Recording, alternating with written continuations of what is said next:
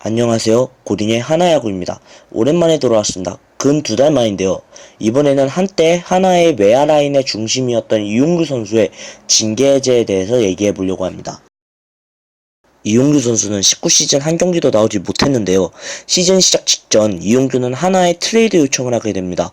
하나는 처음부터 이용규의 선수 자격을 박탈하지 않았고 이용규 선수에게 좀 더 생각해보고 말해달라 이렇게 전했습니다. 하지만 이용규는 계속해서 트레이드 요구를 하고 결국 하나는 이용규에게 무기한 참가정지라는 구단 최고 징계를 내리게 됩니다. 이용규가 왜 트레이드 요구를 하게 되었을까요? 이용규는 18시즌 종료 후 FA 자격을 얻게 되었습니다. 작년 FA를 보자면 대부분의 선수들이 난항을 겪었죠. 이용규도 그중 한 명의 선수였습니다. 하나는 2+1 계약을 요구하게 됐고 2년 계약 옵션 달성 시 1년의 시간을 더 주는 거였죠. 이용규도 흔쾌히 오케이 하는 듯 했습니다. 그러나 한용덕 감독의 라인업 구상으로 이용규 선수는 좌익수 9번 타자에 배치되게 되죠. 많은 기자들과 팬들은 문제가 수비 포지션 이동, 테이블 세터에서 9번 타자로 이동, 그리고 스프링 캠프와 시범 경기에서의 기용 방법, 계약 당시 옵션 충족 여부에 대해 불만이 주된 문제인 줄 알았습니다. 하지만 이용규 선수는 한 인터뷰에서 이것들은 내가 트레이드를 요구한 이유가 되지 않는다 라고 하였습니다. 그럼 무엇이 이용규를 돌리게 하였을까요? 한 감독하고의 면담 당시 이용규는 스프링 캠프 연습 경기 동안 자신의 기회가 부족했다고 합니다. 하지만 한용덕 감독은 베테랑인 이용규는 더 이상 체크할 이유가 없다. 다른 젊은 선수들에게 기회를 주었을 뿐이었다고 합니다. 이용규 선수, 당시 최고의 선수로 뽑혔었던 선수죠. 그렇게 당시까지는 아니에요. 1년 지났으니까. 베테랑임은 확실하고 빠른 발과 넓은 수비 범위, 그리고 센스 있는 타격까지. 이용규 선수는 말이 필요 없는 선수였지만 모든 선수들은 충분한 적응기가 필요하고 더군다나 스프링 캠프 때는 한동안 운동을 쉬다가 훈련이라는 시간을 걸칩니다. 그 선수의 기량을 끌어올리기 위해 연습 경기를 하게 되는데요. 제 생각은 이런데 이용규 선수 또한 저와 같은 생각을 할지도 모른다고 생각됩니다. 그래서 연습 경기에서 자신의 컨디션을 끌어올리려고 했지만 오히려 기회가 부족했기 때문에 끌어올리지 못했다 이런 의미로 해석됩니다. 제가 보는 이용규 선수의 트레이드 요구 이유는 이렇습니다. 옵션에 분명 타석수와 안타수, 도루개수가 포함이 되었을 때 뻔합니다. 그런데 그런 옵션을 채우기 위해서는 최대한 높은 타수는 있어야 하고요. 항상 테이블 세터를 맡았던 이용규는 당연 그 옵션 소화가 가능할 거라 생각되었을 것입니다. 그런데 갑자기 9번 타자를 내린다?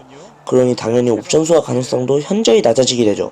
왜냐하면 9번 타자는 1번 타자, 2번 타자보다 타석수가 적게 들어올 수밖에 없거든요. 그러니 당연히 이용규는 이에 대한 불만을 품고 하나에게 트레이드를 요구할 수밖에 없습니다. 하나는 그러나 대책 없이 그저 다시 생각해봐라? 이러한 식의 말만 하고 다른 방안을 내놓지 못했습니다. 예를 들어 9번으로 뛰다가 좋은 모습이 보이거나 테이블 세터의 부진한 성적이 보일 시 바로 올려주겠다 이러한 방안을 제시하지 못했다는 거죠.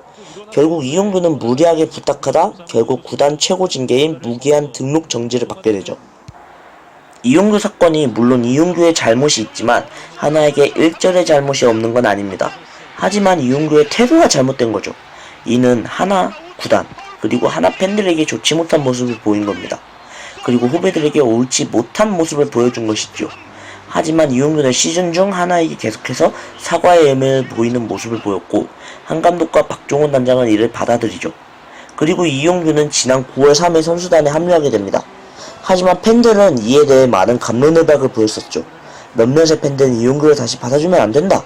팬과 구단을 우롱한 선수를 왜 다시 들여보내냐. 이러한 팬들이 있었으며 몇몇의 팬들은 그래도 다시 돌아왔으니 좋은 모습을 보여줘라. 우리를 버렸지만 나는 아직 너를 안 버렸다. 잘해줘라. 이런 팬들도 있었습니다. 사실 제가 두 번째 마음이었습니다. 저는 안 좋게 보았지만 이용규 선수의 입장에서 생각해보자니 당연히 이용규에게 추가 옵션을 걸었다면 또 어려운 옵션을 걸었을 게 뻔하고 테이블 세터에서도 어려운 옵션일 수도 있는데 9번으로 내려간 이용규의 입장은 당연히 그렇다고 볼 수 있었습니다. 그리고 그동안 1, 2번만 뛰었던 이용규는 더 안 좋은 마음이 클 게 뻔하고요. 하지만 선수단과 코치진에게 정중한 사과를 표하고 팬들에게 사죄의 의미를 표한 이용규 선수를 응원해주셨으면 좋겠습니다. 이용규 선수가 팬들과 구단에게 안 좋은 모습을 보여준 건 맞습니다. 하지만 이용규 선수는 계속해서 사죄의 의미를 보였고 이를 받아들인 구단은 결국 마음을 다시 이용규 선수에게 향했습니다. 이용규 선수에게 한 말씀 드리고 싶습니다. 이용규 선수 팬들이 있기에 선수 본인이 줄 수 있었습니다. 팬들을 저버리지 마세요. 노메로와 브링잇 감사합니다. 김혜성이 자기 카운트로 몰고 간 것도 잘했고. 예. 와. 이용규예요. 상당히 부드러운 다이빙 캐치였습니다. 앞으로 다이빙 하는 게 사실은 옆으로 다이빙 하는 것보다 훨씬 어렵다고들 하잖아요. 예. 자, 인조잔디에서